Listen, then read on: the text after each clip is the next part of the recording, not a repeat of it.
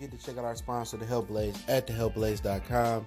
100% all natural products from lotions, soaps, foot soaks, bath bombs, and much, much more. Use the promo code Goodfella1Boxing. Tell them your boy CJ Goodfella sent you, get 18% off. We out.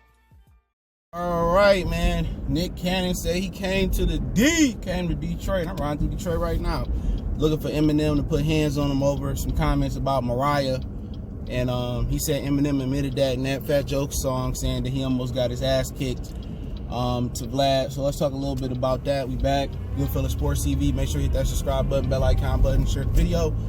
And you know, at the end of the day, people forget, man. That's Nick Cannon's wife, Mariah Carey. You know what I'm saying? That ain't his girlfriend, ain't his fiance. That ain't just somebody he kicking it with. That's Mariah. A lot of dudes wanted Mariah in the game. And it was a lot of dudes upset that Nick Cannon got her. Nick Cannon, I remember the time Nick Cannon was seen as this corny dude, but she seen something in Nick that he unlocked his potential. Nick was a hustler. Look at Nick Cannon now. You know what I'm saying? Nick Cannon is way more popular as far as, you know, being relevant in the entertainment world. You know, he on every other TV show. You know, he doing Nickelodeon. He's popular. You know what I'm saying? And only thing Eminem got to hold on to is the fact, you know, his rap. That he never really crossed over. He was a good actor though in The Wash, and he did a good job portraying himself that really wasn't himself in 8 Mile, and I explained that. You know, so, you know, it is what it is. He said basically, you know, he came to Detroit looking for Eminem for disrespecting his wife at the time, and then he said that he ran into Emmanuel Stewart, and at the time Emmanuel Stewart was training Eminem for Southpaw. You know, eventually that went to Jake Gyllingsworth, the movie Southpaw, and he basically, you know, Eminem wasn't a good fit for that because he can't fight.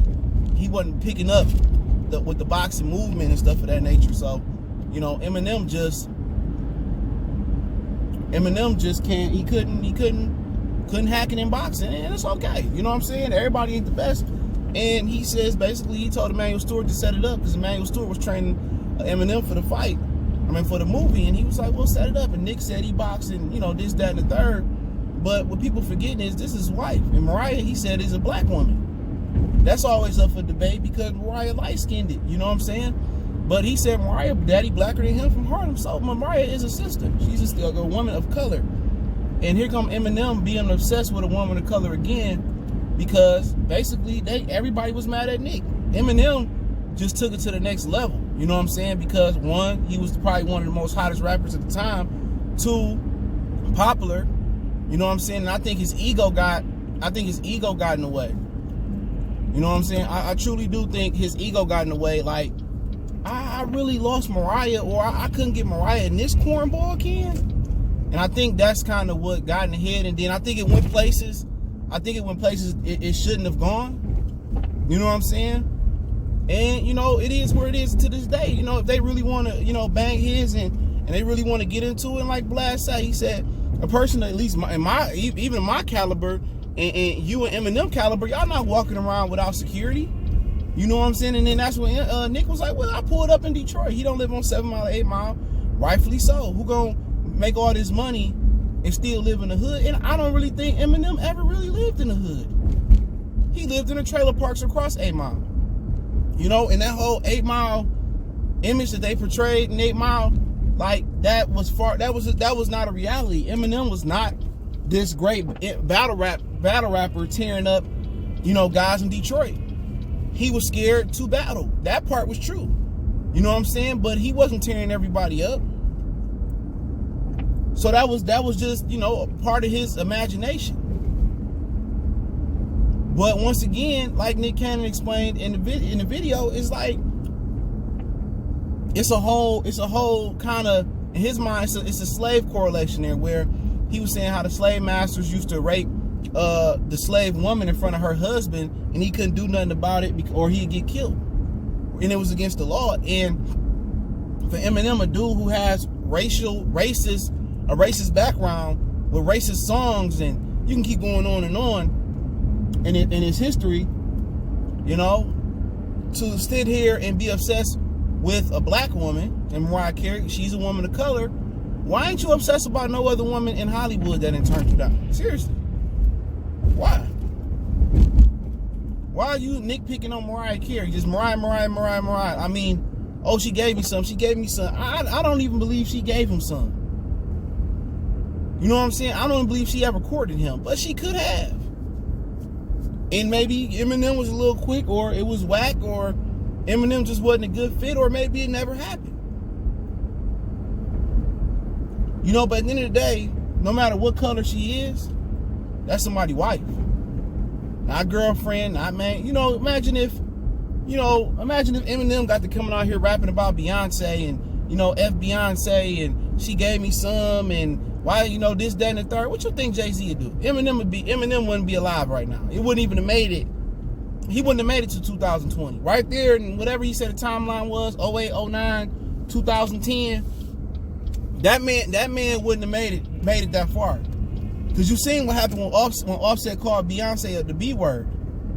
And Jay-Z pulled up on him like, hey, bro, like, he gorilla checked him. Like, hey, man, what you doing? Before I whoop your ass. He gorilla checked him. There's a whole video out there. It came out like, what, 2 years ago? You know what? He knew he picked the right one, because had Mariah been dating like somebody like Kiss, Styles P, Jay-Z, you know what I'm saying? Shit, Fabulous. He wouldn't have pulled that. He pulled that on Nick Cannon because he knew Nick Cannon was this funny, corny guy that, for one, couldn't out-rap him. Two, he figured, I beat Nick Cannon ass. You know what I'm saying? But when it comes down to it, Eminem ain't got no hands.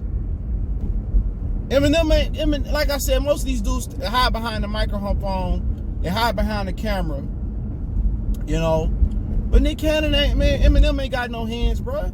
That's why he didn't do the Southpaw movie. He got dog walked by Nick Cannon. And no matter how many apologies he got, in the social media era where everybody got a camera on their phone, Eminem fan base wouldn't have had nothing to say, because that's the ultimate gentleman's respect is fighting using your hands. And if Nick Cannon never got close to him to beat the hell out of him, Eminem would never recover. You know, Eminem is a known racist though. Nobody want to believe it though. Oh, he did this for black people, that for black people, this for black people. That's the overplay for the underplay. You know? But hey, it is what it is, man. You know, I ain't got nothing to say against the whole situation. He ain't gonna really never catch Eminem slipping. Eminem ain't gonna catch him slipping. They live in gated communities. And he said he wanted to set up a celebrity boxing fight. He told Emmanuel Stewart before he passed, when he was training M for Southpaw, to set up the celebrity boxing match. And then he, you know, basically Eminem don't want none, bro. Eminem ain't got, it's high risk, low reward. You beat up Nick Cannon, what do you got to gain from it? You out-rap Nick Cannon, what do you got to gain for? Nothing. You know what I'm saying? Nick Cannon still got the woman. You got everything to lose messing with Nick Cannon. Everything to lose. Nick Cannon beat your butt, man. You gonna drop down the top MC list so fast. And social media gonna make you into a meme. They gonna make you into a GIF. I get where Eminem coming from. Eminem ain't gangster, bruh. The only one that's a body in they clique is 50 Cent. Dre ain't gangster with the lipstick and the shiny suits and, you know, come on. Dre ain't gangster. Easy was the gangster. Not Ren, not Cube, not Yella. Eazy-E gave them the gangster clout. Without Eazy-E, it ain't no NWA. Eminem not gangster. Eminem wasn't around in the hood selling O's and selling pounds around here. Notorious street fighter battling people in the streets. He wasn't putting hands on people. Eminem is not a Detroit street legend, not a Icewood, not a Maserati Rick, not Demetrius Holloway, not the Chamber Brothers. You know what I'm saying? You know, he wasn't even the white boy Rick in the game. He wasn't a Big Hurt. He wasn't an Icewood. He wasn't a Lodge Boy. He wasn't, the hood don't respect Eminem. When people laugh at Sada Baby, the real Detroit, him, Royce the 5'9", they don't sound like Detroit. Big Sean, he don't sound like Detroit. Detroit got a whole different type of sound. When you hear T Grizzly, Sada Baby, Payroll, Giovanni, Doughboy, that's the real side of Detroit. Peasy, Icewear, Vezo, the East Side, you know, them the real Detroit, the sound of Detroit. That's what Detroit represent. Eminem is the gentrification of Detroit. You know what I'm saying? He's the renovation of Detroit. He don't represent Detroit. Kid Rock and them don't represent Detroit. Your average people that live downriver like Kid Rock, and your average people that live in a trailer park, they get a thrill by going into the hood. Oh I'm going to the hood to go where we're rah and this and that. And you got Bizarre and all them co-signing Eminem. Like, they don't have no clout in the hood neither. Nobody banging no Bizarre CD or nothing like that. You know what I'm saying? Like, dude, we see this real street legends come through the hood, man. You know what I'm saying? With the fish scales in the trunk and going to the dope houses. Man, I seen it all, bro. From Cash Out Calhoun to Blade Icewood rolling through the hood to Big Hurt. All these dudes, see them at the corner store, and they really getting it. They really living like rappers, but they really getting it. Trick, you see all of them. You know what I'm saying? And what people doing, like Trick and them doing, you know, Eminem doing, he using Trick and Bizarre and them and all them, he using them for clout. That's what people like Eminem do. That's what the clear people do.